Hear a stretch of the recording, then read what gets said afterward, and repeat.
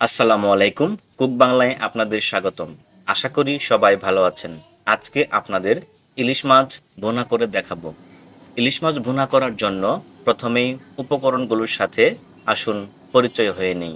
এখানে সরিষা বাটা নিয়েছি, 2 চামচ কালো সরিষা ও 2 চামচ সাদা সরিষা ব্লেন্ডারে ব্লেন্ড করে নিয়েছি।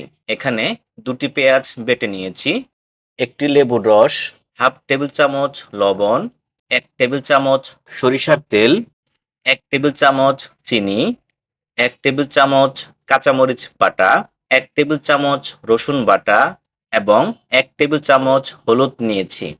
প্রথমেই হলুদ দিয়ে দিচ্ছি, এরপর সরিষা বাটা, পেঁয়াজ বাটা, কাঁচামরিচ বাটা, চিনি, পরিমাণ মতো লবণ, সরিষার তেল।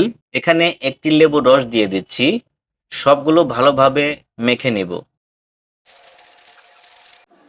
এরপর কড়াইয়ে 1 টেবিল চামচ সরিষার তেল দিয়ে দিচ্ছি, অল্প কালো জিরা দিয়ে দিলাম।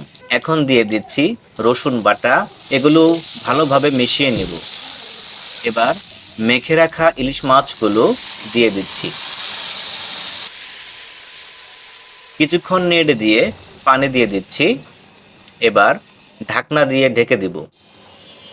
7 থেকে 8 মিনিট পর ঢাকনা উঠিয়ে 5-6টি কাঁচামরিচ ফালা করে দিয়ে দিলাম। এ পর্যায়ে আবারও ঢাকনা দিয়ে ঢেকে দিব। 10 থেকে 15 মিনিট পর ঢাকনা উঠিয়ে নিব। দেখুন বন্ধুরা, ইলিশ মাছের ভুনা রান্না করা শেষ হয়ে গেল। ভিডিওটি ভালো লাগলে কুক বাংলা চ্যানেলটি সাবস্ক্রাইব করার অনুরোধ রইল। আজকে এ পর্যন্তই। আসসালামু আলাইকুম।